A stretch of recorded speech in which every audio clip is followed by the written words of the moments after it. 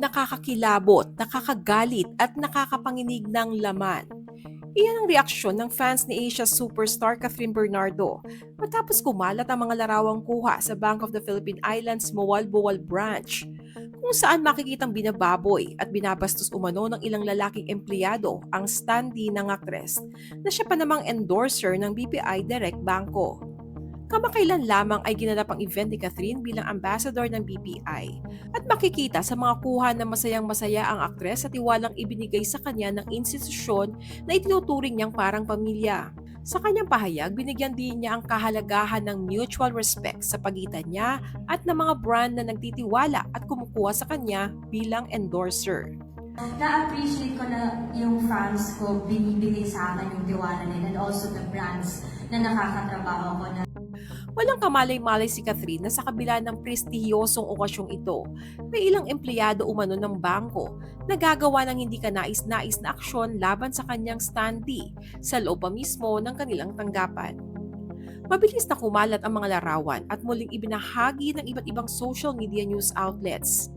Hindi nagtagal, umalma ang kinakasama ng isa sa mga lalaking sangkot at humiling sa mga nag-re-upload na burahin ang mga post. Mensahe ng babaeng kinilalang si Rhea sa FB page na nag-re-upload ng larawan.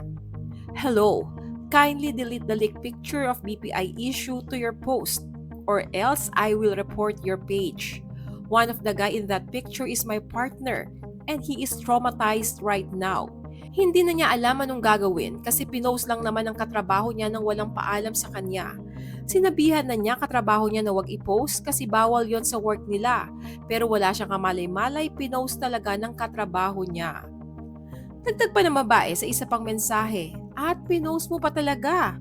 Hope yayaman ka po sa ganyan. Kung views lang ang habol mo at pagkakitaan, kung anong viral ngayon, sayo din yan. Gagawin namin lahat para maban page mo. Tandaan mo yan, itry kitang i-consult ng attorney. Ayon sa ulat, naganap ang insidente noong February 20 sa Mawal-Boal branch ng BPI sa Cebu. Caption ng original uploader na si D. Tabanag sa threads na itinranslate na sa Tagalog. Yung ibang branch maayos na nag-post ng picture kasama si Catherine Bernardo. Ano na nangyari sa entry ng Mawal-Boal branch? Kinilala ang lalaki na kaitim bilang si RG na may kinakasama at isang taong gulang na anak. Samantala, patuloy pang inaalam ng netizens ang pagkakakilanlan ng lalaking nakaputi. Ngunit para sa maraming netizens, higit na nakababahala ang mismong mensahe ng insidente. Ang isang babaeng nakadamit ng maayos ay nabastos pa rin. Ayon sa kanila, malinaw na patunay ito na hindi sa pananamit nakabatay ang pambabastos kundi sa pagtingin ng isang tao. Perfect example na it's not about what you wear, it's about how people choose to see you. Standee na nga lang yan, karton, walang buhay. Yet you still found a way to sexualize it. That already says a lot.